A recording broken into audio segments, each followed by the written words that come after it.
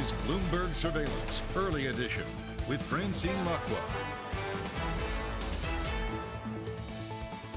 Well, good morning, everyone, and welcome to Bloomberg Surveillance Early Edition. I'm Francine Lacqua here in London, and here's what's coming up on today's program. Buyer beware. The FOMC warns investors against underestimating its resolve to keep rates high to tackle inflation, while European stocks and U.S. futures actually slip. Oil rebounds from its worst two-day slump since March as concerns linger over short-term energy demand in China. Plus, Amazon lays off more than 18,000 employees in its biggest workforce reduction ever. Another sign that the technology slump is deep. Now, first of all, let's check on the markets. This is a picture overall for the S&P futures, down 0.3%. We could have also shown you some of what's going on in Europe. I think we'll get to that in a second, but we are still holding on to losses with the FTSE. The only outlier call that's gaining some 0.1%.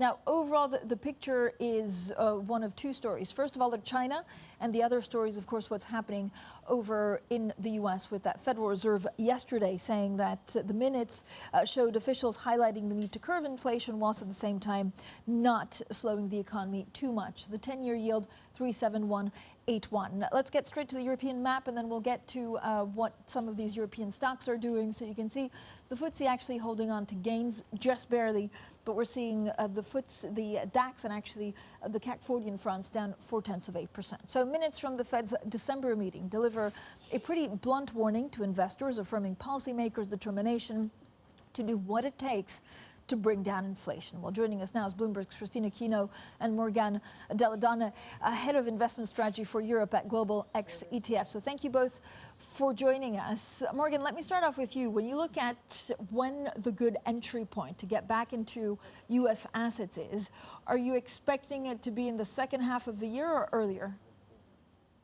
Well, it will be depending on the balancing act from the Fed. I do think that at the moment, market participants are potentially underestimating the Fed's terminal rate. And that has been clear from the minutes yesterday, but probably not the pace of the rate hikes. And that has a lot of implications for stocks markets, because I do think the Fed is likely to continue to increase interest rates until the real Fed funds rate reaches positive territory. We are not far off, but that will depend on how quickly the job market lose strength, and also how resilient is the US economy. And on the flip side, the fact that the Fed will increase interest rates for longer, but probably at a lower pace, is the most likely scenario, in my opinion, because the Fed wants to cool down the economy softly, so it doesn't lead to a sharp recession. So overall, for markets, what it means is that in the first quarter, we might see some volatility because there is still uncertainty on the pace of rate hikes, but likely towards the mid and later this year, I think conditions will be more favorable to stocks, and especially growth stocks.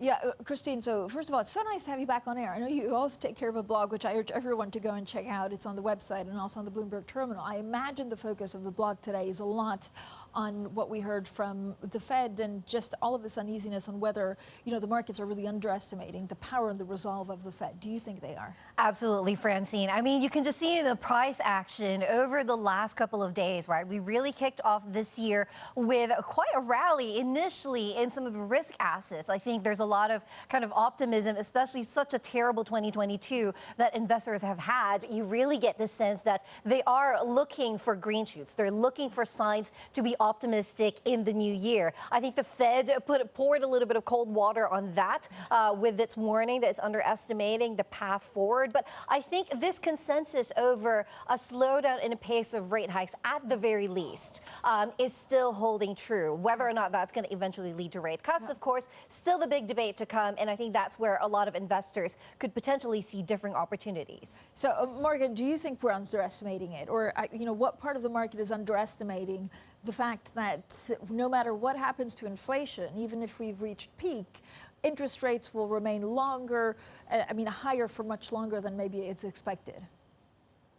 I do think that the market is waiting for a positive story, but the underlying inflation, especially in the US and in the UK, looks quite sticky. So it means that potentially the end rates will be higher and will stay for longer, as the Fed will probably pause until it starts cutting interest rates again, until it sees inflation, and especially wage inflation, back to 3%, a more confident, and give it more confidence to start losing monetary conditions. So I do think the market is potentially a bit getting ahead of itself in terms of when the Fed will actually pivot to a more dovish stance, which might happen later this year or might happen just next year.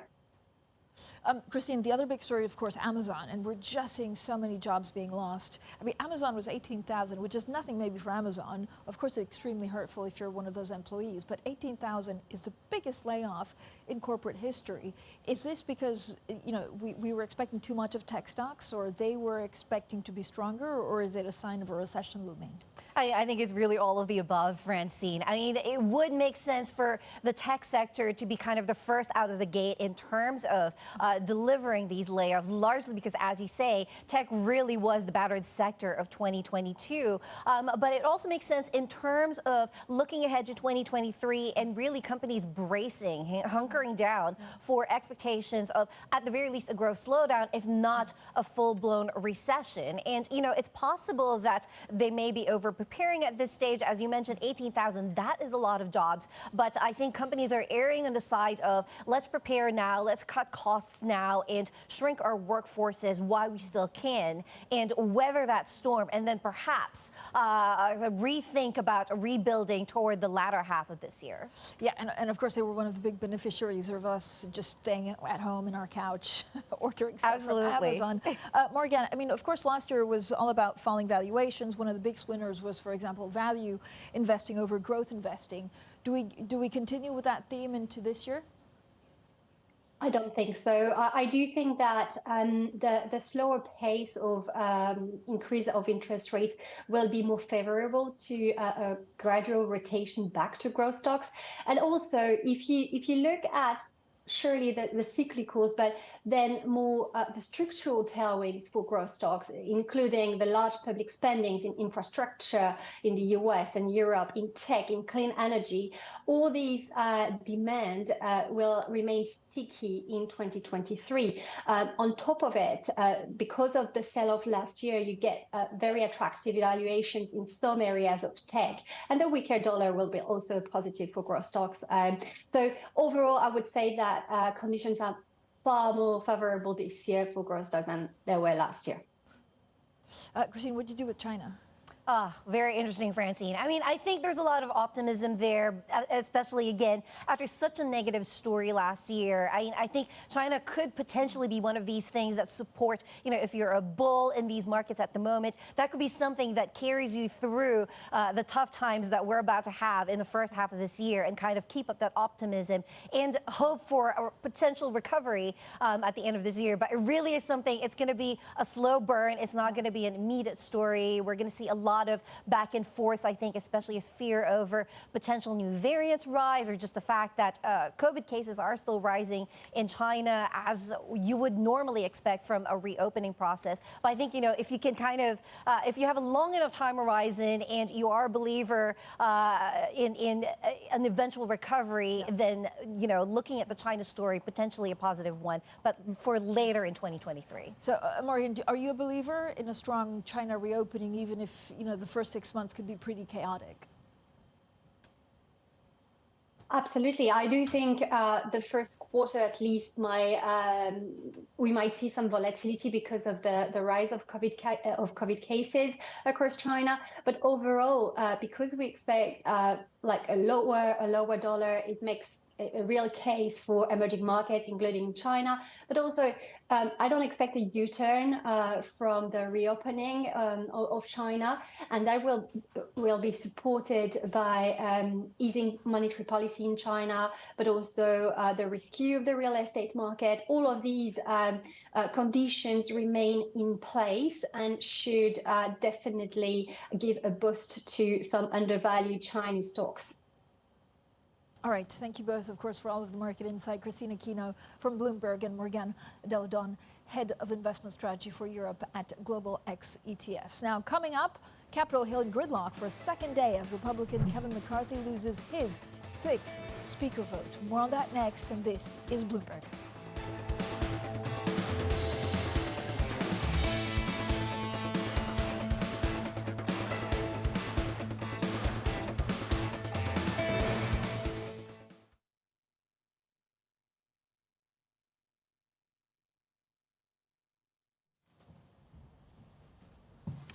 Hi, Derek.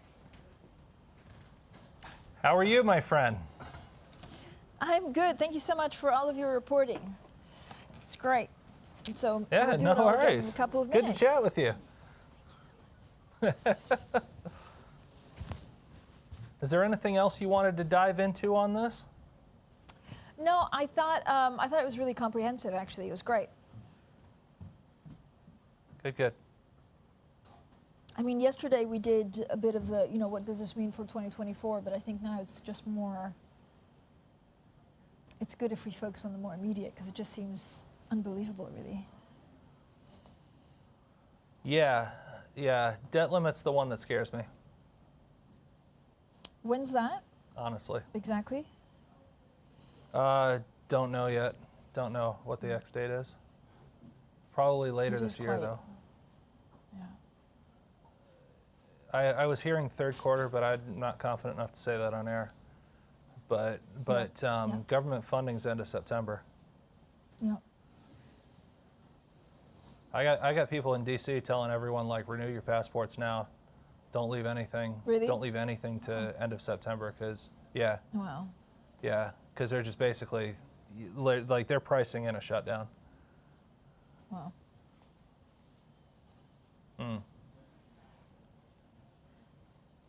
In related news, my passport renewal is set for next week.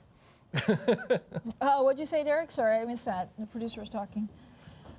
I said, in related news, my passport renewal is set for next week. Oh, well done. Well done. But you do it in, Yeah. don't you do it in Singapore? Yeah, U.S. Embassy. Yeah.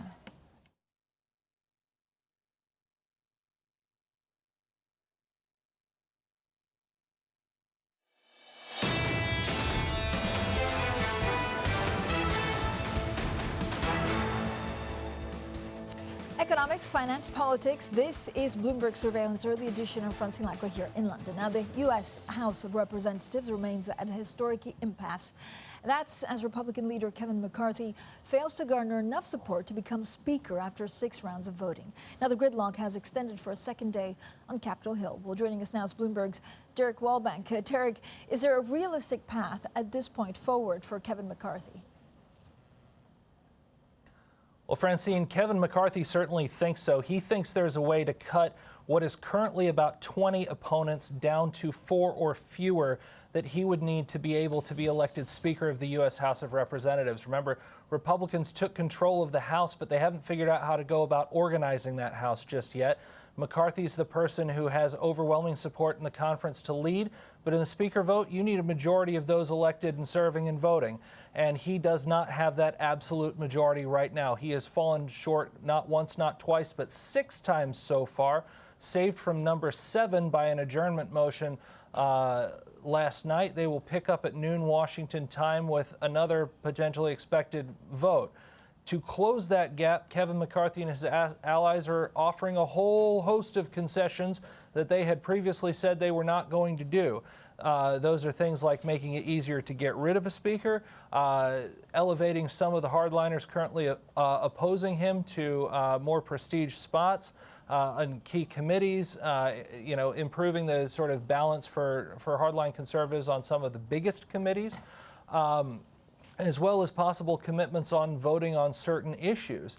Now McCarthy is in a position where he is looking at making a deal to possibly make it harder for him to govern. But Francine, it doesn't matter about governing if you can't win to get there. And that's the calculus that Kevin McCarthy is making right now. He's called in all the big shots. Donald Trump came out and said, vote for Kevin. Mike Pence came out and said, vote for Kevin. They're all on board. It's down to Kevin. Yeah, but what does it mean if he can't get through for some of the big bills that Congress will have to pass later, like the debt ceiling and government funding? Well, I think that's a great question. And look, this is usually a pretty easy vote. In the last couple of years, there have been a couple of stray votes for insert person here, but these usually go through pretty uncontroversially. I mean, after all, you're voting for your own party. You're literally, it's, I want my team to run the show. And it's usually someone who's helped you get there in some form of spending money on behalf of your campaigns and such.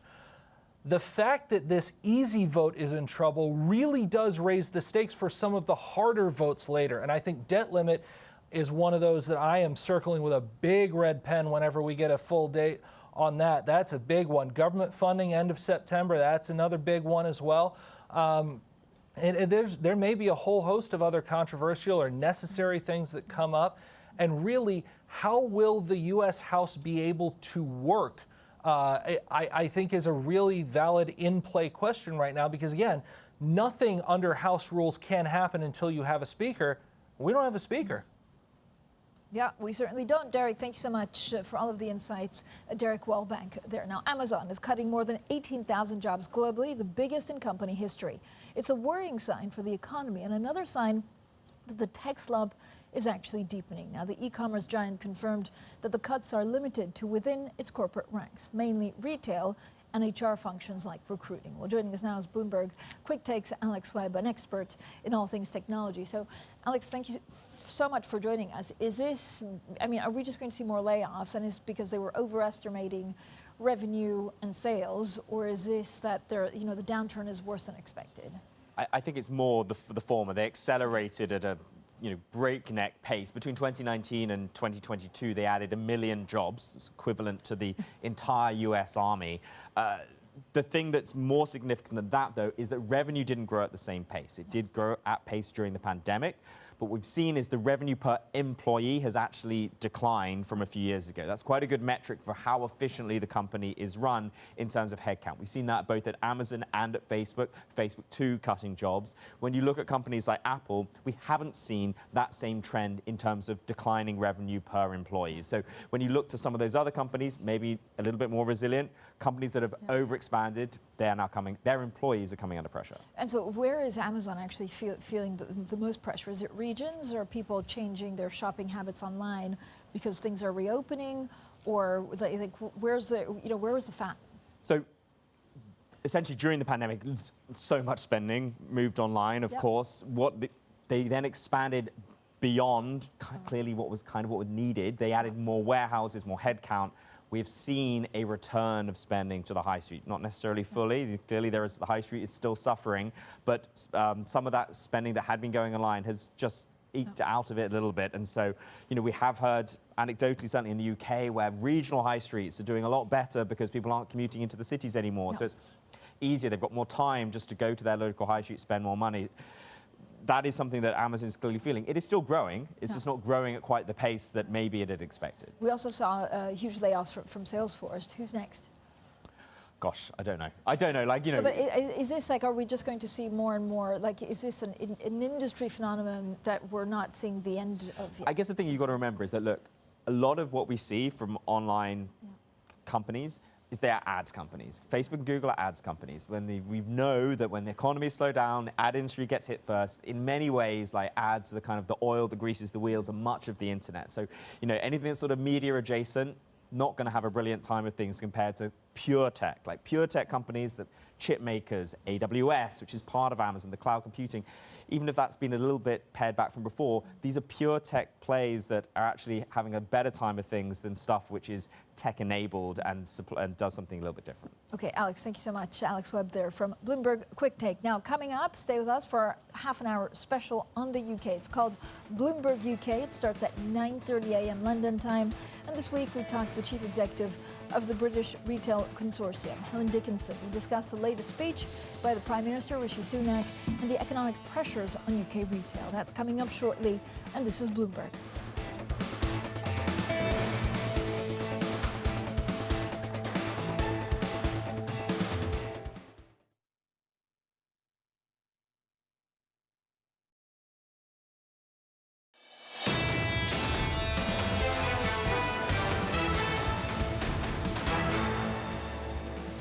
Economics, finance, politics. This is Bloomberg Surveillance, early edition of Francine Lacqua here in London. Now let's get straight to the Bloomberg First Word News. Here's Leanne Gerrans. Hi, Leanne. Hi, Francine. Mainland China is gradually reopening its border with Hong Kong from this Sunday. The border has been effectively shut since early 2020 as both places pursued a COVID-0 policy that saw them closed off from the rest of the world. Hong Kong is initially setting a maximum limit of about 60,000 people allowed to travel to the mainland every day, a fraction of pre-pandemic flows. A US college admissions consultant behind a scandal which saw wealthy parents pay bribes to get their kids into elite universities has been jailed for 3.5 years. Rick Singer's sentence is the longest handed down to more than 50 coaches, associates and parents convicted over the college admissions scam. Singer apologized during the sentencing hearing, saying he, quote, did all of it. BlackRock has suspended withdrawal requests from its £3.5 billion UK property fund. Bloomberg has learned that the world's largest asset manager told clients in the BlackRock UK property fund in the past few days that it will defer redemption requests due around now. The move highlights the sector's ongoing challenges when markets are indeed volatile. A funeral mass has been held for Pope Benedict XVI at St. Peter's Square. Heads of state and clergy from around the world have gathered for the service, joining thousands of mourners in the Vatican. Benedict XVI shocked the world's 1.2 billion followers of the Roman Catholic Church when he became the first pope to resign in almost 6 centuries. He died last week at the age of 95.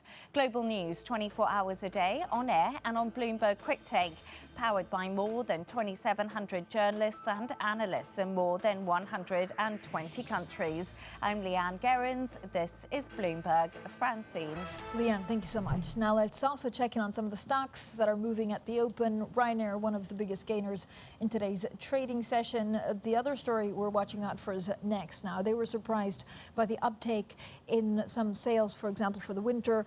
Next gaining some 7.3%, and then Volvo, a little bit of pressure there on forward guidance. Coming up, the British Retail Consortium Chief Executive Officer, Helen Dickinson, on the UK economy and, of course, on politics. That interview coming up next as we get into our UK special. This is Bloomberg.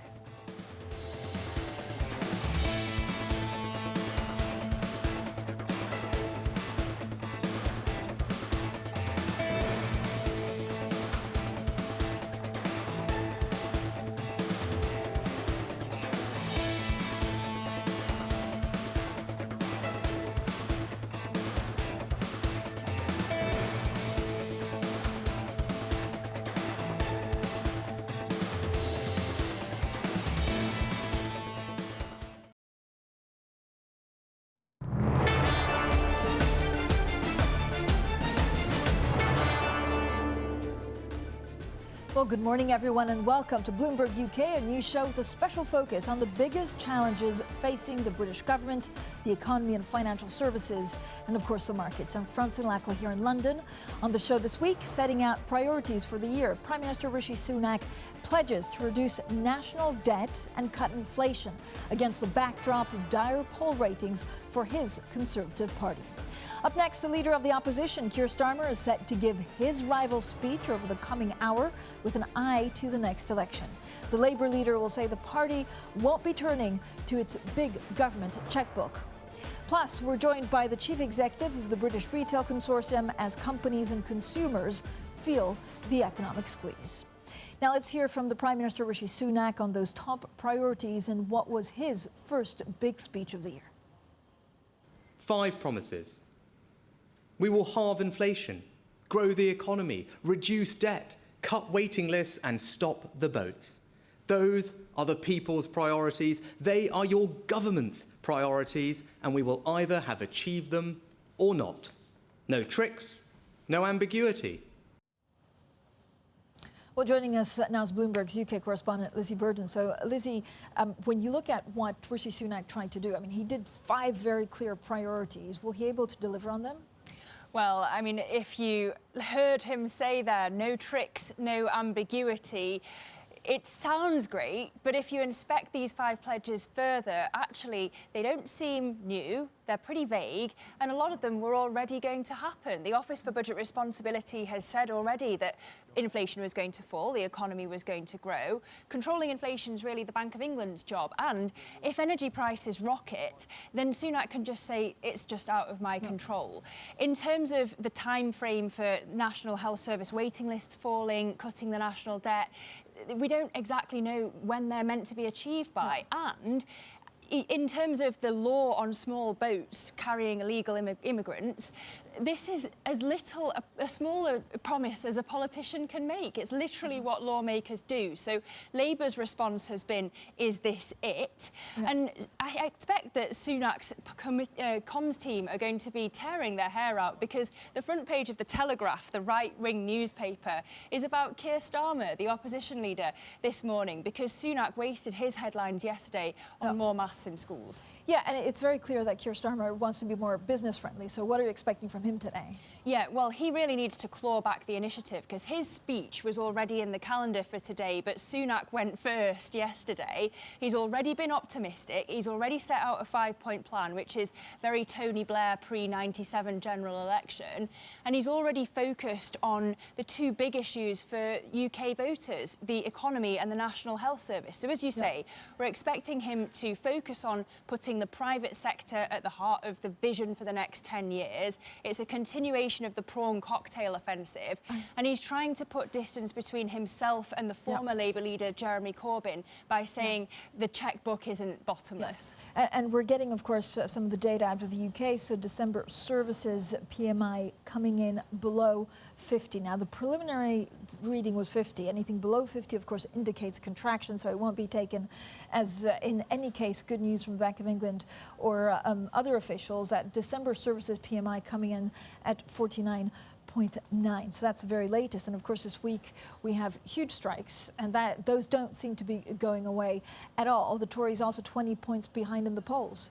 Yeah, and you mentioned about the strikes. I mean, if Starmer doesn't address this elephant in the room, you're going to have a lot of disappointed people. He needs to either talk about the tougher legislation that Sunak's proposing on the strikers, or to promise some inflation-busting pay rises. Otherwise, you're going to have people in the country, and unions especially, still disappointed. But this is really the starting firing gun on the general election campaign. Lizzie, thank you so much. Lizzie Burden there, going through the very latest headlines in the last couple of days. Now, we're now joined by the British Retail Consortium Chief Executive Helen Dickinson. Helen, thank you for joining us. We have, of course, the strikes. We have food inflation. We have inflation overall. How difficult, after 2 years of pandemic, will it be for British retail? Well, I think what the retailers in the UK and across the world have really shown is that they can navigate their way through lots of really challenging circumstances. And when I talk to business leaders, certainly at the moment, they say that what the headwinds that they're facing now is almost more challenging than it was in the height of the pandemic, because at that point there was just one gigantic issue, whereas now those challenges are on multiple fronts. Lots of input costs coming in, higher prices for businesses themselves, which means that some of those are feeding through into the prices that consumers are paying. There's a really tight labour market. Supply chains are a little bit easier and more straightforward than they were in the early part of last year, but freight costs are still much higher than they were pre-pandemic. So a lot of challenges to deal with, but a resilient group of people to deal with them. So we're also looking at the Bank of England releasing its monthly decision maker panel survey saying that inflation expectations are broadly unchanged. What are the of course, groups that you're representing telling you? Do you think inflation has peaked? Will it get better or will it get worse from here? I think we might have reached the peak. Certainly, I don't think it will fall quite as quickly as some economists might be predicting, because certainly the people that I'm talking to are still talking about those inflationary pressures that are coming through into the supply chain and take some time in many instances to feed through to prices. So certainly I think we might have reached the top of that curve, but I think it will be a bit of a slower fall than many are predicting, and perhaps not until the second half that we really see a big dent in the numbers. Are you expecting some retailers to go bust because of this? I hope not. We did see in the UK a couple of high-profile administrations of retail businesses last year. It's early in the year now, so hopefully we will see the results coming in over the next couple of days as to what exactly happened over Christmas, because until the numbers are in, it's really difficult to be precise about how good or bad Christmas was. But certainly what we haven't seen is a big sort of slew of very early in January profit warnings. So that's good news that perhaps Christmas was a little bit better than perhaps some were expecting. I mean, Next definitely raised its forecast as we saw their Christmas sales defying some of the retail gloom that we've been talking about. Do you worry about overstocking? Was it discounts? Like, what kind of data are you looking at this point? I know it's a little bit too soon, but it'll be really interesting to see what you've been looking at for the last four to 5 weeks. Well, certainly what we saw during December was that those inflationary impacts were impacting food prices much more than they were impacting across various non-food categories. And the reason for that was partly to do with those supply chain issues that had occurred earlier in the year. Many retail businesses, particularly in non-food, had built up some extra stock in order to ensure that they had what they needed to serve their customers. And that therefore meant that they needed to be a little bit more aggressive on the discounting front in order to move it during the course of December. So that was good news from a price perspective for consumers, but it did mean that we saw quite high discounting, particularly in some non-food categories in the lead up to Christmas. First of all, how difficult, Helen, will it be for a lot of these retailers to pass on their inflationary costs? And how do you see it changing the habits of what people buy and how often? I think it's really a challenge to pass on those inflationary impacts. Certainly, we have a very, very competitive retail industry across pretty much every category. So any retail business that is putting up their prices, they are only doing that because that is sort of the last resort from the perspective of other mitigations that they can put in place across their business, finding efficiencies, and looking for savings within the company before they pass them on to consumers. And what was the second bit of your question? I'll just come back to that. Helen, so I was asking whether, how this changes the shopping habits. We've heard, of course, some horrible, terrible stories about families not affording, for example, toothbrushes for children, saying this was a luxury item. So how are you expecting, the habits of families to change in the next 6 to 7 months? We're already seeing lots of people's habits change. Certainly one thing about inflation numbers is that they're headlines and they're based on a sort of standard basket. And what we all do is we manage our own sort of personal level of inflation by looking at what we're buying. And what we have certainly seen over pretty much the second half and a big part of last year is that more people are focusing on value items. They are looking at non-branded goods more often in order to take some of that personal inflation out of their basket and reduce their own costs without having to not buy the things that they really need. Thank you so much, Helen Dickinson there, British Retail Consortium Chief Executive Officer, joining us today on some of the facts and figures that we could see in the UK. Now, coming up, we take a deeper dive into the UK economy and the many challenges it faces in the year ahead. That's coming up next, and this is Bloomberg.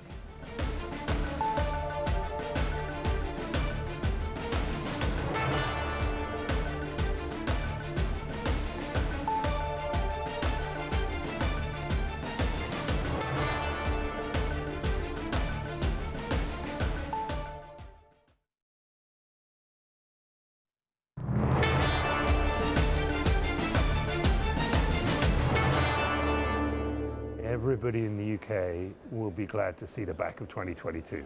I mean, it's been a heck of a year. I see this year as having brought into focus a lot of what's concerned me for a very long time. We have seen a significant increase into the amount of attacks in the energy sector, 13 times more attacks of that nature. We've seen valuations in the big tech come down. My biggest worry is that we won't address that fundamental productivity question. I do worry that the Brexit issue is much more than a one-off shock. There's so much negativity about what's likely to happen in 2023 that it's quite possible to get more positive surprises than negative surprises for the UK. Because usually in difficult times, that's when entrepreneurs thrive.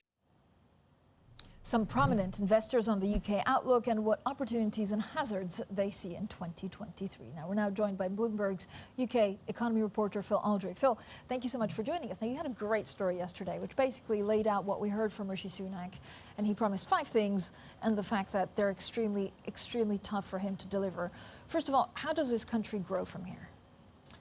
Well, that's the big question. For the next year, it's not going to grow, is it? We're scheduled to fall into recession for 2023. But so one of his promises is that we are going to grow. It's not a specific time frame, but he hinted that at the end of 2023, the end of this year, he does hope that we are beginning to grow again, which is a pretty modest ambition. That is already baked into the forecast. So that is what the Office for Budget Responsibility believes is going to happen. Actually, right now, in the last, since that November 17th statement where the forecasts were made, the conditions have improved. Yeah. The borrowing costs have come down. That will support the economy, and you're actually seeing stronger PMIs. Sort of just the business indicators have shown up, and confidence levels have shown up to be better than had been expected. So you could say that 2023 has started with a tiny little bit of hope. A tiny little bit of hope. Okay, we'll take that. How's the Prime Minister doing overall? So the critics will say, look, he doesn't have the charisma of Boris Johnson. Mm-hmm. And his fans will say, well, the problem is that he's also trying to fix Tory policies that have lasted more than a decade.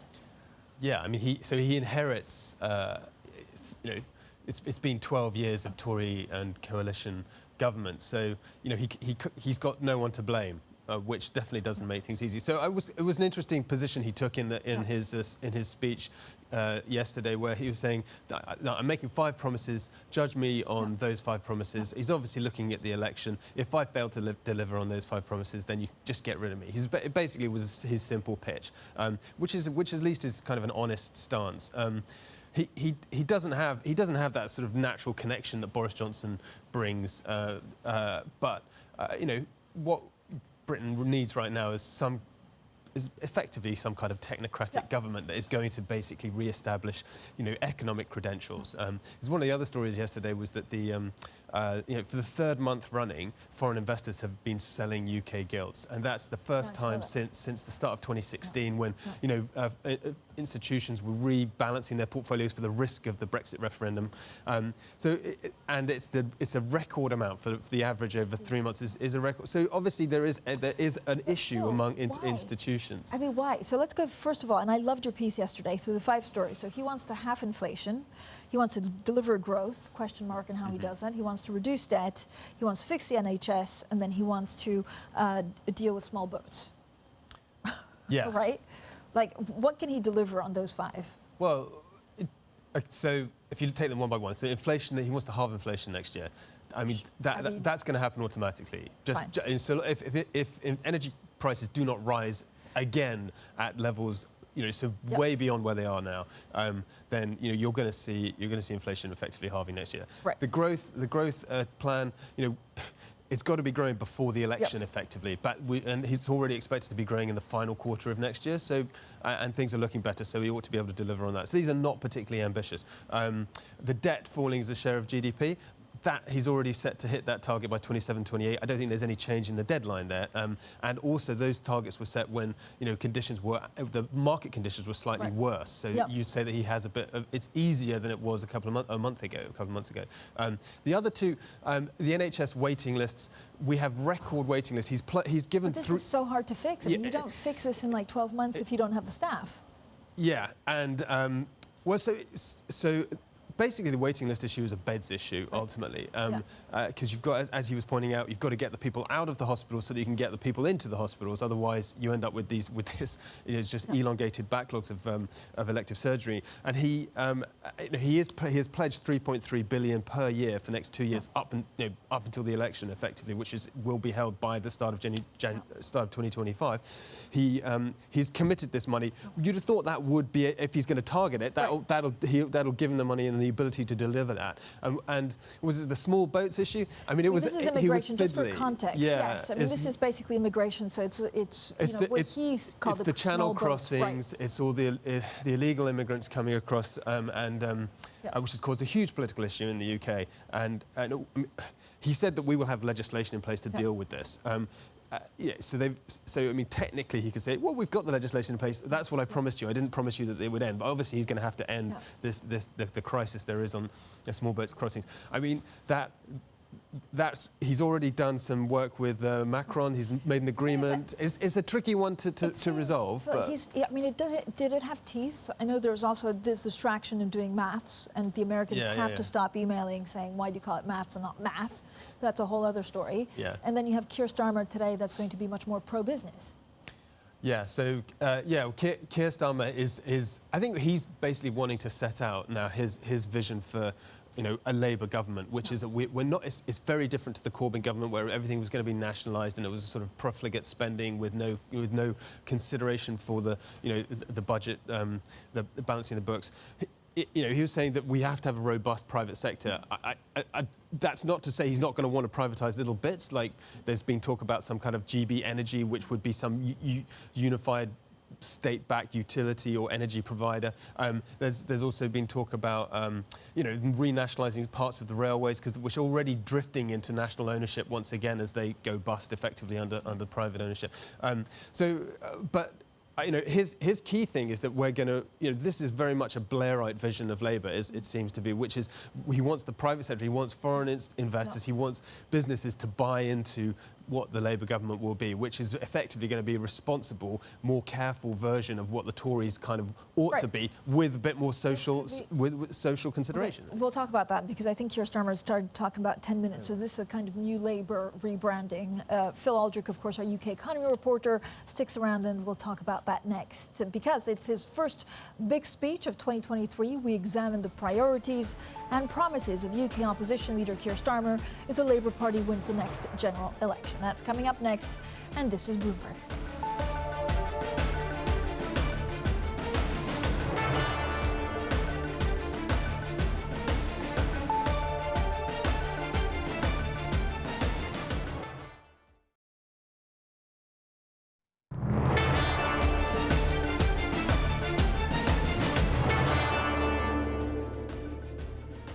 Economics, finance, politics. This is Bloomberg UK. I'm Francine Lacqua here in London. Now, UK opposition leader Keir Starmer is due to speak shortly in East London, making his first pitch to the electorate of 2023. Now, the Labour leader is expected to lay out his plans to tackle the cost of living crisis currently gripping the country, whilst taming rampant inflation if his party wins the next general election. Well, Bloomberg's UK economy reporter Phil Aldrich is still with us. And Phil, we were discussing on whether this is actually now the party of business, whether he's pitching to business. What does a Labour government mean for the Bank of England? Well, he's going to want to make sure that the status quo is reinforced. And was, of course, it was the Labour Party that gave the Bank of England independence in 1997. And so he is going to say, we're going to stick with the mandate. We're totally in support of independence. So, you'd expect more of the same, effectively. So if we're, just starting 2023, what is your biggest worry? I feel like every day we have bad headlines on the UK economy. I know you said there's a bit of glimmer of hope, but what do you worry about the most? The issue which I think is sort of most chronic in the UK is this labour market shortages that we have. We have fewer people in work than we did before the pandemic, and that is unique among sort of major advanced industrialised economies. And so the government has actually got a review. It's called the Stride Review, which they're looking into what's happening there and what they can do to help fix it. So they're trying to use incentives to bring older people back into work who've left the workforce, but also the benefit system appears to be creating cliff edges. So you've got means-tested energy fuel allowances, which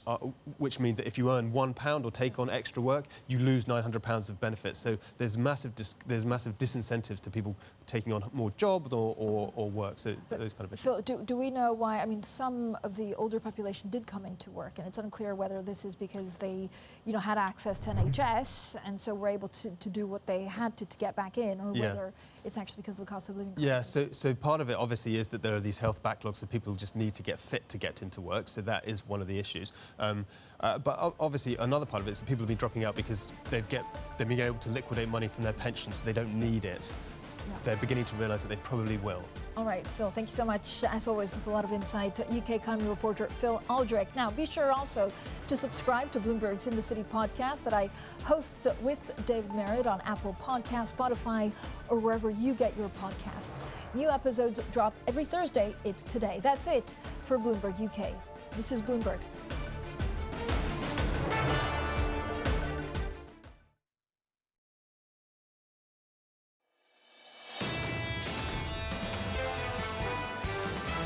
The Fed will move to a tighter stance of policy, and I think that will begin to bite in 2023. I do think earnings will be under pressure.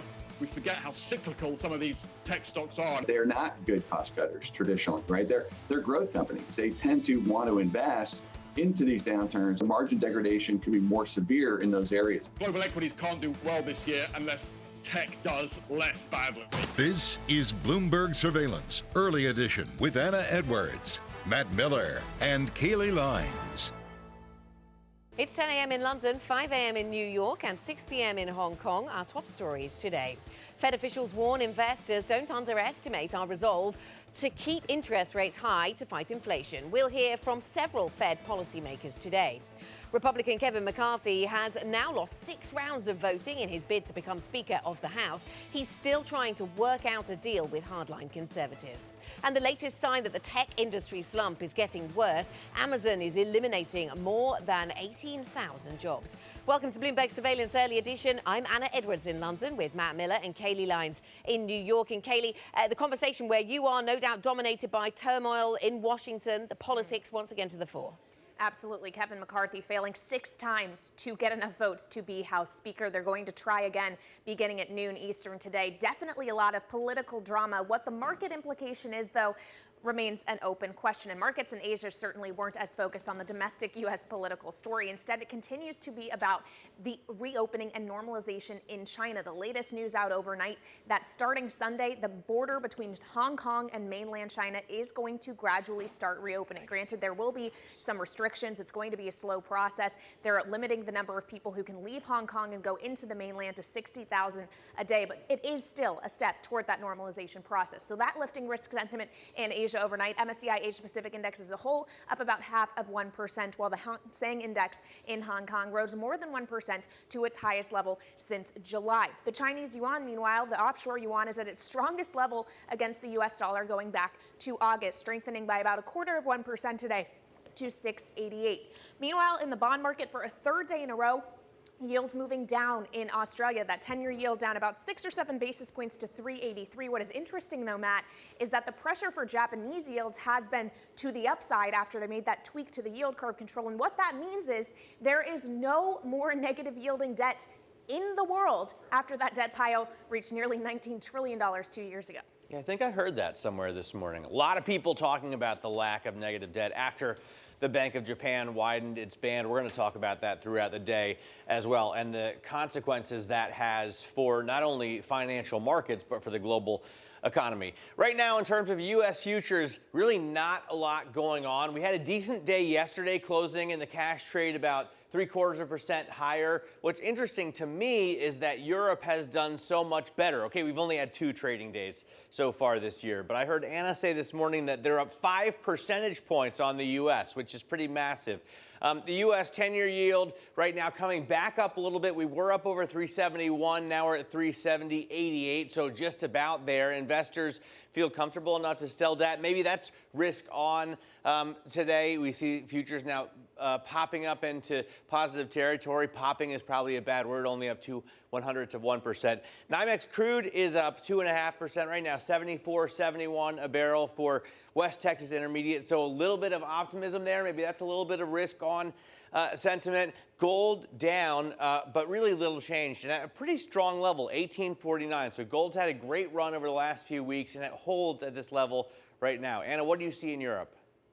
Yeah, absolutely. To your point, Matt, the European story has been positive year to date up to now. It's only, the 5th of January, but we'll take that. Up by nearly 5% on Euro Stoxx 50 ahead of today's session. Losing a little bit of ground here today, but just down 2.3 on the DAX and the CAC 40 in Europe. So the things that have pushed Europe higher, a weaker yield environment, changing expectations for just how high inflation will go and therefore how high the ECB will have to increase interest rates. Also, the growth story out of China boosting European stocks. It's interesting to see the way that China story is played differently in different asset classes. And with that in mind, let's talk about what's going on in Brent crude. And in fact, here with Brent crude and the Italian 2-year yield, we have a couple of trends of yesterday that have turned around a little bit. The Brent crude price then was falling yesterday. And in fact, we've lost nearly 10% in 2 days on oil prices. Quite substantial. The China growth story boosting stocks, but not boosting demand up until today for the oil price. It does seem to be that the short end of this curve very much more focused on physical delivery. And if that is difficult in China because of the virus, then that is the thing that preoccupies the market at the short end. The Italian 2-year yield I put in here just because we've seen a bit of a turnaround from yesterday's moves. Yesterday, we had seen those yields coming down. Today, we see those yields going higher. And that's a pan-European story, not particularly Italy-specific. Ryanair is up by 5.9%. And Next, which is a retail business in the UK, up by just over 7%. So a couple of good news corporate stories for you. And two that raise interesting questions about the health of the UK consumer right now. These businesses, both perhaps operating at the lower end of the consumer range. So are they just benefiting from trading down, or do they tell us something more resilient, Matt, about the UK consumer, the cost of living, the higher energy prices, high inflation, of course, all getting talked about a lot running into the winter, but maybe not biting just yet for UK consumers. And so that's something more positive in terms of UK stocks right now. All right. Well, clearly something positive is happening there, at least in the very, very early stages of the year. European, UK stocks doing so well. Now, minutes from the Fed's December meeting deliver a blunt warning to investors, affirming policymakers' determination to do whatever it takes to bring down inflation. Bloomberg's Danny Berger joins us now for a wrap of those minutes. Danny? Matt, it was really remarkable to read this almost admonishment of the bond vigilantes, this idea that the market currently is pricing in cuts. And the Fed continues to say we're not going to cut, but they directly called out people who were pricing that. I think this was the most important bit from the meetings, if I can read it to you. They were saying that because monetary policy works mostly through financial markets, that an unwarranted easing in financial conditions, especially if driven by a misperception of the public of the committee's reaction function, would complicate the committee's effort to restore price stability. That is frustration from the Fed in the most Fed speak way possible. And in case there was any doubt, their minutes also made it clear that no Fed officials saw rate cuts in 2023. Awkwardly, even after these notes came out, yes, bond yields went up, but the market is still pricing in cuts. I should say Neil Kashkari added to the hawkish choir yesterday with that blog post. Expect other Fed speakers to do the same. Yeah, absolutely. We're going to hear from a lot of Fed speakers, aren't we, today, Danny? Let me ask you about, I guess, the end of a phenomenon, the negative yielding debt phenomenon. Kailey referenced this earlier on in the program. Now even Japanese bonds finally joining the global peers in offering zero or perhaps even positive income. Have we really turned a page then on that era of negative yielding debt? Well, I mean, the figure itself is remarkable. And in that way, we definitely have. Over 18 trillion is where we were at the peak. now it's a big old goose egg. I think the look forward thing about this is just how important Japanese bonds are to this global bond market, not just to get to that round number, but the fact that higher yields in Japan do impact the entirety of the market. They are able to tighten conditions everywhere. Robin Brooks has a really interesting argument that because it was so expensive for the BOJ to defend their new yield, they spent 16.2 trillion yen, that they're unlikely to go at it slow. They can't go at it slow, so it's going to be very expensive. So when they end yield curve control, it might be something that looks more like all at once. And again, that chart showed us it affects the entirety of the market. Yeah, certainly Kuroda and whoever is going to replace him this spring are not in a very easy position. Bloomberg's Danny Berger, thank you so much. Now, speaking of positions that aren't easy, on Capitol Hill, Kevin McCarthy and Republican dissidents still haven't reached a deal to make him Speaker of the House. McCarthy has been defeated in 6 rounds of voting over the last 2 days. Bloomberg's Derek Wallbank joins us now for the latest. So, Derek, for Kevin McCarthy, is there a realistic path forward here? Well, look, Kevin McCarthy certainly thinks so, and lucky number 7 vote might come up just around afternoon Washington time later today. Kevin McCarthy is in a position of trying to figure out how to get the about 20 no votes that he's seeing against his potential speakership down to about 4, which is as many as he's allowed to lose. And still be able to achieve the speakership if everyone shows up and votes for somebody. This is a very difficult task to do. He's currently trying to whittle down some of that objection and show some momentum. The way that he's doing that, give in to more demands. McCarthy and his allies tabling some proposals reportedly late last night that would have given up a lot more than he had initially been willing to give in terms of how the future House would be run. Specifically doing so in a way that would empower some of the hardliners and acquiesce to some of their demands about how the place is run. And that could make actually governing a little bit more difficult, but if you want to govern, you have to win first. What does this mean for some of the big bills that Congress is going to have to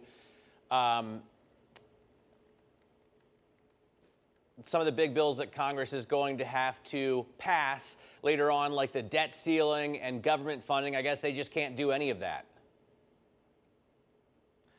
Well, look, I mean, this is supposed to be an easy vote, right? Like, how many times do you see the start of a Congress, you vote for your party's, leader? It's pretty straightforward. So it does beg the question, if you can't get the easy things done easily, what's going to happen on the hard ones? I do think, when you're talking about government funding, that's a vote end of September. I would circle that one with a red pen. Whenever the debt limit comes up, I think that's the one that all of us are going to be circling with a big red pen. That's the one that I have my eye on. There's other things that could come up that could be tougher. You could be talking about Ukraine aid. You could be talking about a whole range of other things. Plus, you never know what's going to happen over the next couple of months. So yeah, that's going to be difficult. The other thing that I really want to point out here is that the way of getting everybody on board would be different, right? Right now, McCarthy is trying to go and appease his critics, but on debt limit, he's not necessarily going to be able to go to the right enough to make the math work. He might actually have to tack left and get Democrats on board and then have moderate Republicans hold in a sort of compromise bipartisan deal. How you figure out holding the speakership and also antagonizing that group that's failing to elect you right now, and also convincing that group that you're going to be with them in the times that get tough, the math of that is really hard. And that's what Kevin McCarthy is staring down right now. Will it be enough? It's hard to say. These are a lot of concessions. The thing that I'm looking at now is what's that vote number in the first one, and how many people are there that just don't want it to be Kevin McCarthy at all? Okay. We may get some clarity on that pretty quickly today. Okay, maybe in vote 7. Derek, thanks very much. Bloomberg's Derek Wallbank with the latest on US politics. Let's turn to US tech. Amazon is cutting more than 18,000 jobs globally, the biggest in company history. It's a worrying sign for the economy and another indication that the tech slump is deepening. Joining us now is Bloomberg Quick Takes Alex Webb with details. Alex, good morning. So what prompted the layoffs at Amazon? So what you saw was that during the lockdowns, tech companies, and Amazon was very much guilty of this, expanded massively to cope with the extra demand. And they added 1 million people between 2019 and 2022. Wow. That's the size of the US Army. And that's a city. Exactly. And what we've also seen, though, is that the revenue per employee, i.e. the averaging out all the revenue it makes per employee, declined. In other words, they expanded more quickly than they could grow revenue. At the same time, you've then got the interest rate situation where people are able to get better returns, clearly elsewhere. Their share prices come down. So what they're doing is, they're correcting perhaps the overexpansion they made in order to try to satisfy some of the investor concerns which have been reflected in their share price. Well, on the subject of investors, how are they reacting to this today, Alex? So the shares are up, last time I checked, about 2% in early trading, pre-market trading. That kind of actually looks like an exaggerated response to what ultimately is a very, very small increase in sort of relative terms to the size of the company. It has about 1.5 million employees. We already knew they were going to be cutting 10,000. They're cutting an additional 8,000. It is a big number. It's obviously very tough for those people affected, but it is, a very small percentage of the overall headcount. So if you're the Andy Jassy, if you're the CEO of Amazon, you're looking at this going from an investment perspective, sort of kind of achieve my goals. All right, Bloomberg Quick Takes, Alex Webb, thank you so much for joining us. Now, he mentioned the move we're seeing for Amazon in pre-market trading. Let's take a look at some of the other moves we are seeing in early hours this morning as well. Beginning with Western Digital. The stock is up about 7.4%, and this is on reports that they are reviving merger talks with the Japanese company Kioxia. Now, they had originally been in deal discussions back in 2021. It didn't actually result in a transaction, so maybe it will this time around, which is why the stock is in positive territory. Another group of stocks that are up today are energy stocks. Of course, we are coming off of a pretty brutal couple of days for oil, down about 10% over the last 2 days for WTI, but we're seeing a rebound today, and that is feeding through to some of these names. Occidental Petroleum, Marathon, and ExxonMobil all higher by about 1 to 1.5%. Interestingly, though, a group of stocks that are not rallying today, even though we did see a rally in Asia overnight, some of those Chinese companies that are listed here in the States. Yum China is down about 1.6%, Alibaba by 1.5%, and JD.com giving back some of yesterday's gains to the tune of about 3%. So maybe this is just a little bit of profit taking after the big rally we saw yesterday, Anna. Yeah, absolutely. We'll keep an eye on those. Coming up on the programme, Kailey, we'll get back to some macro strategy. Altaf Kassam, EMEA Head of Investment Strategy and Research at State Street Global Advisors, joins us. What's his response to the Fed and the Fed's pushback against market expectations of rate cuts this year? We'll get into that conversation next. This is Bloomberg.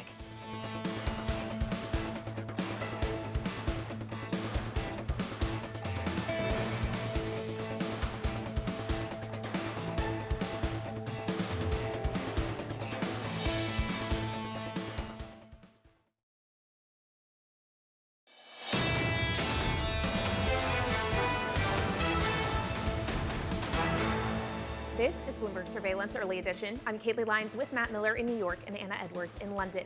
Now, keeping you up to date with news from around the world, here's the first word. Strikes on the British rail network reach a critical peak today. Some of London's biggest rail stations will be closed, while some airports will also be deprived of train service. Train drivers represented by the ASLEF union are walking out following a long dispute over pay. The U.S. is edging closer to send armored vehicles to Ukraine. On Wednesday, President Biden acknowledged that the Bradley fighting vehicles may be part of another U.S. military aid package. The Bradley is a troop carrier that is equipped with anti-tank missiles and a 25mm cannon. Meanwhile, France says it will provide Ukraine with light combat tanks. Credit Suisse has joined the stampede of high-grade issuers rushing to the U.S. bond market. The embattled Swiss bank sold almost $3.8 billion of bonds in two parts. Both the 2-year and 5-year notes will yield 370 basis points over treasuries. Credit Suisse is in the midst of a massive overhaul following losses and scandals. And the Securities and Exchange Commission is pushing back on Binance US's plan to buy bankrupt crypto lender Voyager Digital. The deal is valued at about $1 billion. In a court filing, the SEC says the agreement doesn't include enough detail about Binance's ability to close the deal. Binance says it will provide any requested information. This is Bloomberg.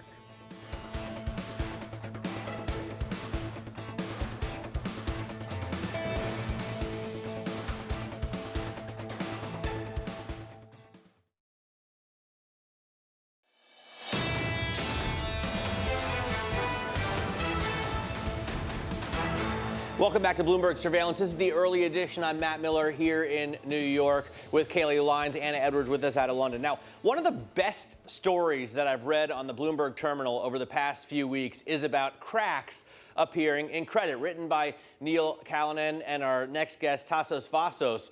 It was, I think, jam-packed with important facts, including that leveraged debt is at a higher level right now. Leveraged loans are at a higher level right now, I should say, than we had in 2008.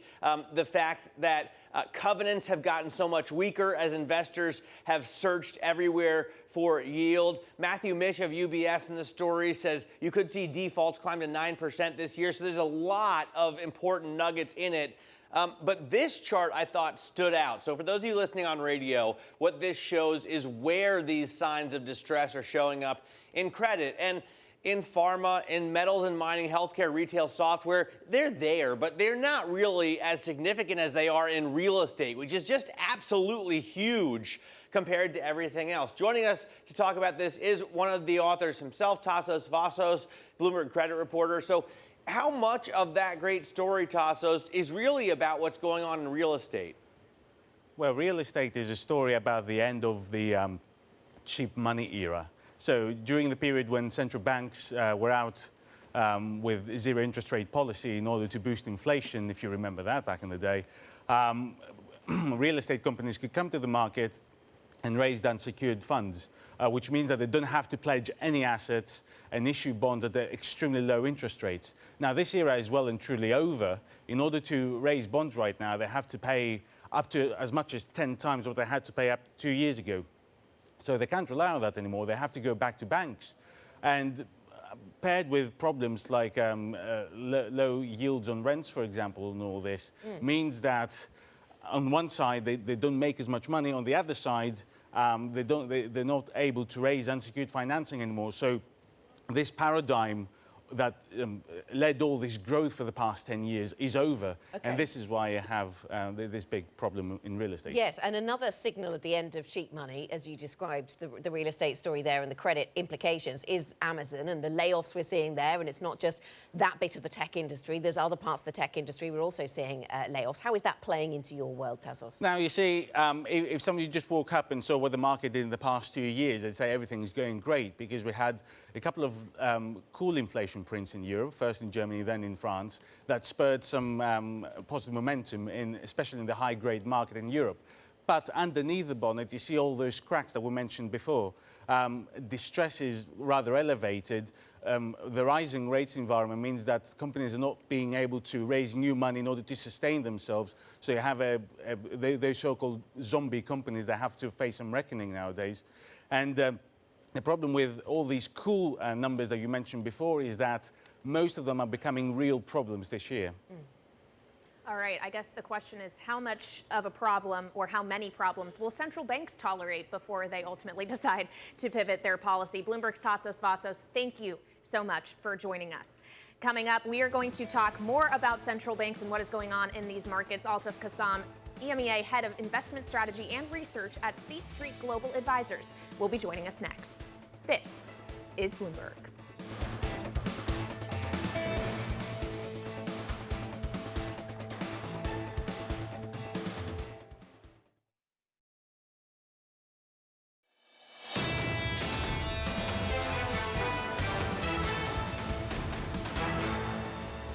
This is Bloomberg Surveillance Early Edition. Here's what you need to know. Fed officials warn investors don't underestimate our resolve to keep interest rates high to fight inflation. We'll hear from several Fed policymakers today.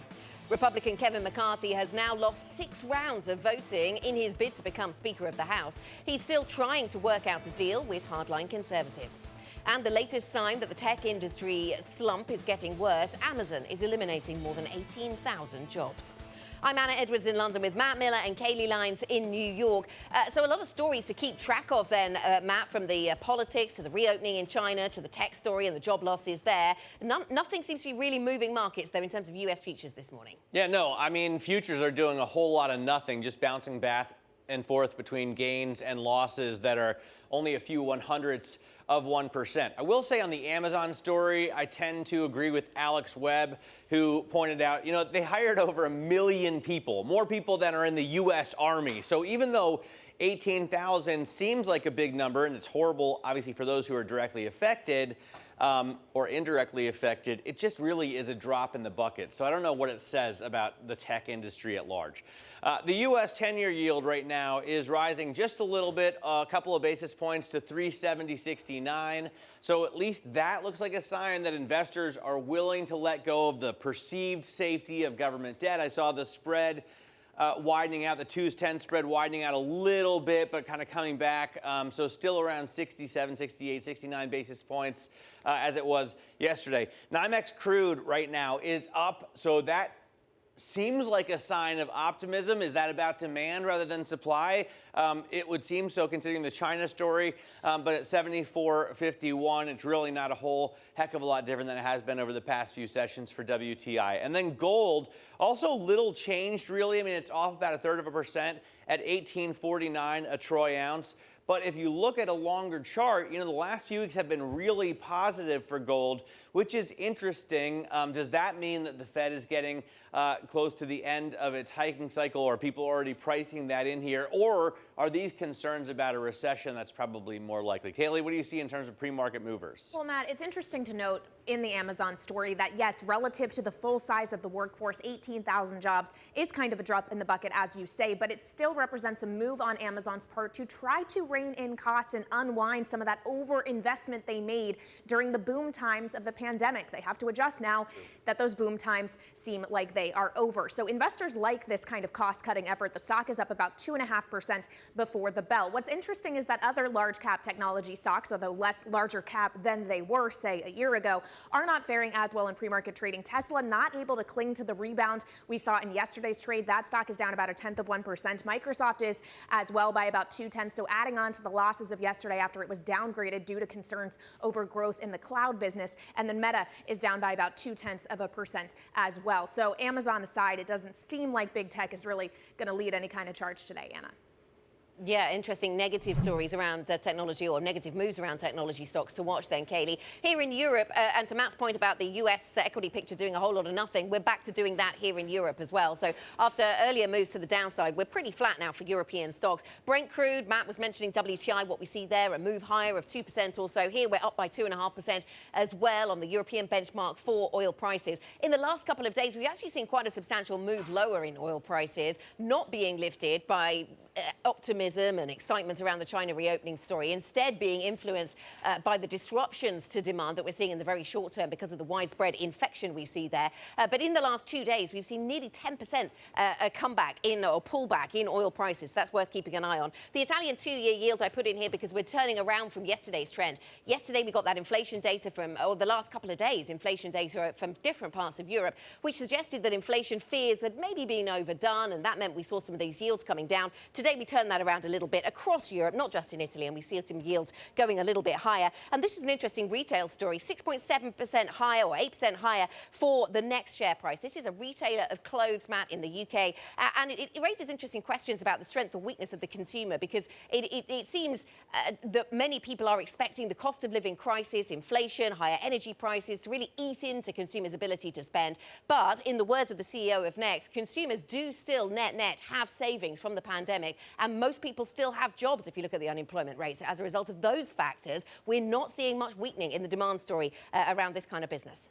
Yeah, it's very interesting. I mean, I don't know about the UK data, but I've looked at US bank account levels, and even as the savings rate drops, bank account levels are still up near the highest level that they hit during the pandemic. So consumers seem to still have a lot of money, although savings rates are dropping and credit card usage is rising. So we'll see how that turns out. Joining us now is Altaf Kassam, EMEA Head of Investment Strategy and Research at State Street Global Advisors. And I'll ask you, Altaf, after I say good morning.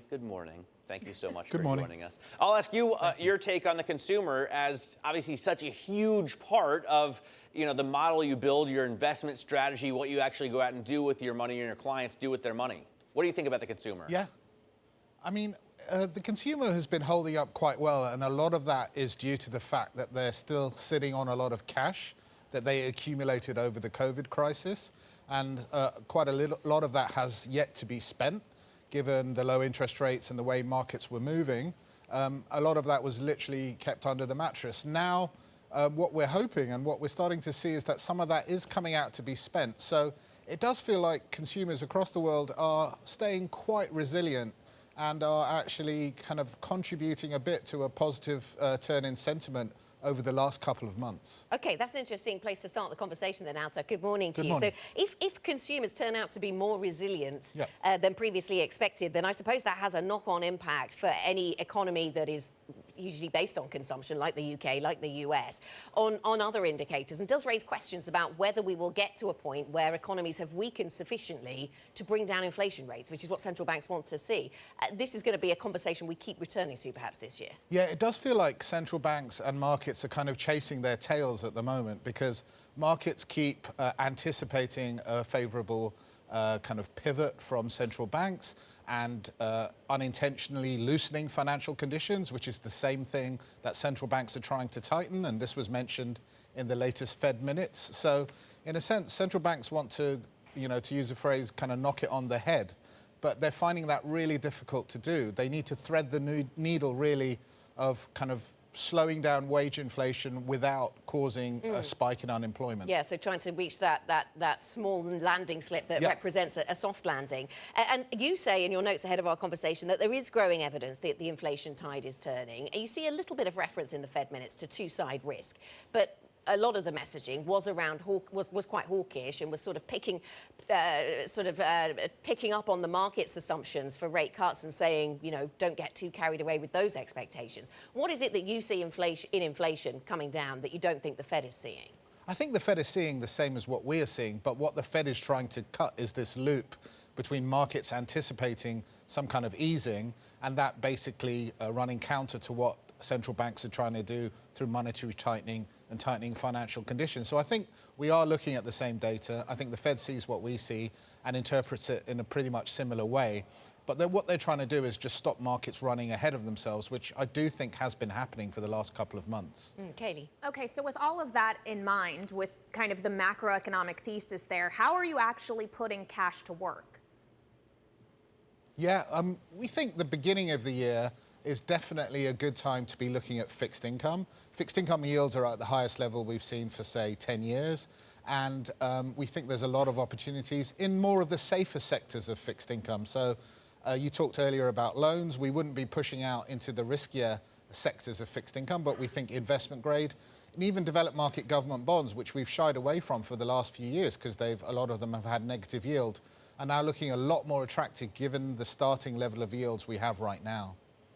And finally, what about China, Altaf, as we continue pretty much each and every day to get the incremental upgrades on the process toward normalization, which is going to be a process? How do you invest in that market? I mean, what we have been saying to clients all along is to remain invested, to use active management, to navigate the kind of political and other risks in the market. In a sense, it's be careful what you wish for. We were begging the Chinese to relax their zero COVID policy, and when they did it, they seem to have done it in a rather unstructured and more haphazard way than we would have expected. So we think it's going to be a bumpy ride in the first quarter of this year, but we do think that the China reopening story is a powerful one and will benefit not only China, but Asia more broadly and emerging markets eventually, when we start to see a turn in the dollar as well. Okay, Altaf, thanks for joining us. Good to speak to you. Altaf Kassam of State Street Global Advisors. That's the market story right now. Clearly, US politics, we also need to address that this morning. We'll get back to the US political troubles. Peter Truberitz joins us, LSE Professor of International Relations, on the hunt for a speaker in the US House. This is Bloomberg.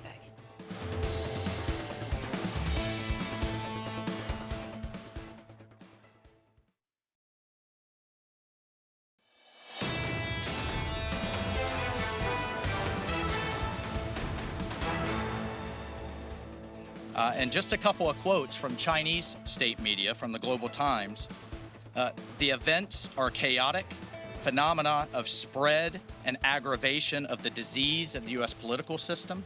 What happened in the highest hall of U.S. democracy is not a simple farce, but a political thriller with huge destructiveness and a wide-ranging and far-reaching impact. Faced with the political chaos in the U.S., there is a sharp question whether the political class of the country is able to govern, and whether the internal conflicts and contradictions of one of the major political parties contaminate the entire system.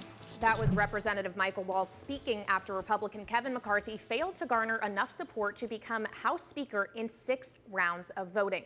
Joining us now to discuss further is Peter Trubowitz. He is professor of international relations at the London School of Economics. Professor Trubowitz, if we can just think about the full context here, that this chaos in the House centers around a man who pushed back against the results of the 2020 election. Most of those refusing to vote for him also are election deniers, and that all of this is happening the week of the second anniversary of the insurrection at the U.S. Capitol. What does this signal about the health of American democracy to our adversaries, but to our Democratic allies as well? Well, to our adversaries, Kailey, this is like catnip. And as the quote that, was just read out from the Chinese, they're able to just kind of play on this and point yet again basically on the anniversary of January 6th, that American democracy, is struggling. And for our allies, though, I think this is also a real concern, at least going down the road, because if you cannot get the larger picture here is that a small faction of the Republican Party is basically grinding things to a halt. And this matters because there are some real issues like the debt ceiling to deal with in 2023. And what this is underscoring is that they can wreak havoc. Why? My question centers around voters, and I don't think it's purely an American trend. Over the past, 6 or 7 years, we've really seen a shift towards these authoritarian, megalomaniac, populist politicians who only care about themselves, their own wealth, and their own fame, and yet voters love them. Why do you think that is, Professor?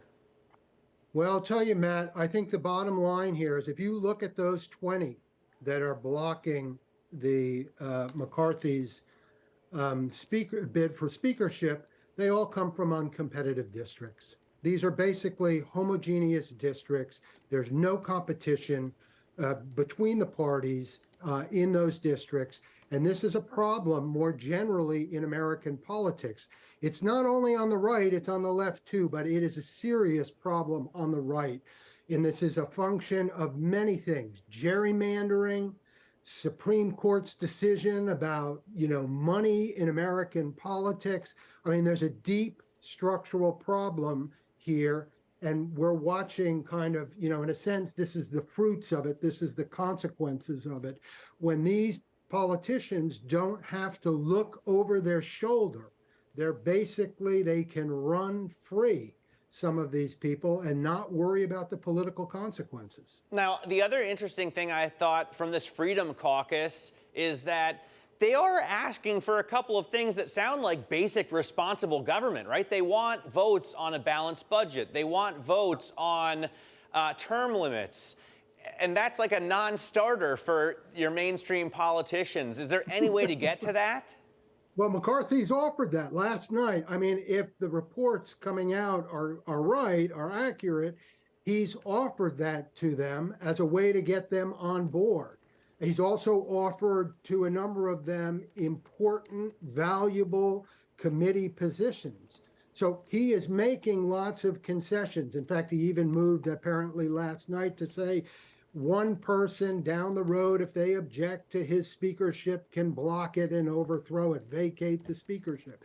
So, I mean, he's making those concessions. It doesn't seem thus far to be moving on. And basically, McCarthy right now is on political life support. He may be able to pull a few of them over. That's what he needs. But he also needs, at this point, for some of those of his own supporters to vote present, but not actually cast a vote, yay or nay, to be able to lower the threshold for a majority so that he can sneak in. The House has some pretty arcane rules with respect to voting for the speakership and other things. Peter, good morning to you. I mean, it's easy to tell, it's easy to look at this and see the alarmist, see this as quite alarmist, and we've talked about some of the reasons why this is worrying. How do we tie this in with the conclusions that many drew, though, from the midterm elections, which was that Trump had a reduced influence on the Republican Party and that maybe, therefore, there was room for something a little more centrist in the minds of US voters? How do we tie in what we're seeing on Capitol Hill, which is not that, with that conclusion from the midterms?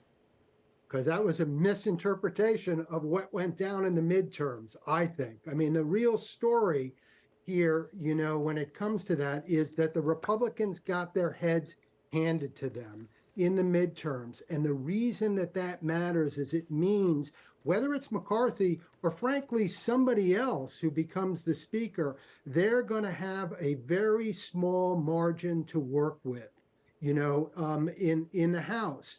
And that's what has happened here is he's got no room to maneuver. You know, Pelosi, when, you know, she was standing for speaker a few years ago, she also had a problem on her left, but she had room to maneuver because the margins were large enough. McCarthy is playing by the skin of his teeth.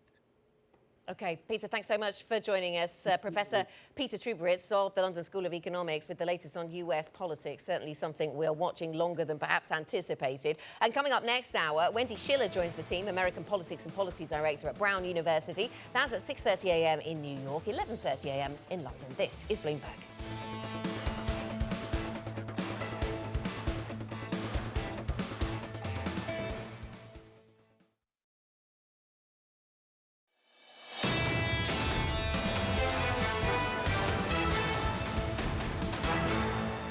This is Bloomberg Surveillance Early Edition. I'm Kailey Leinz with Matt Miller in New York and Anna Edwards in London. Now a quick look at what is coming up for the rest of the day. At 8:30 a.m. Eastern, it is time for more U.S. jobs data with initial jobless claims due. Then at 11 a.m., British Foreign Secretary James Cleverly holds talks with German counterpart Annalena Baerbock on energy security and Europe's response to the invasion of Ukraine.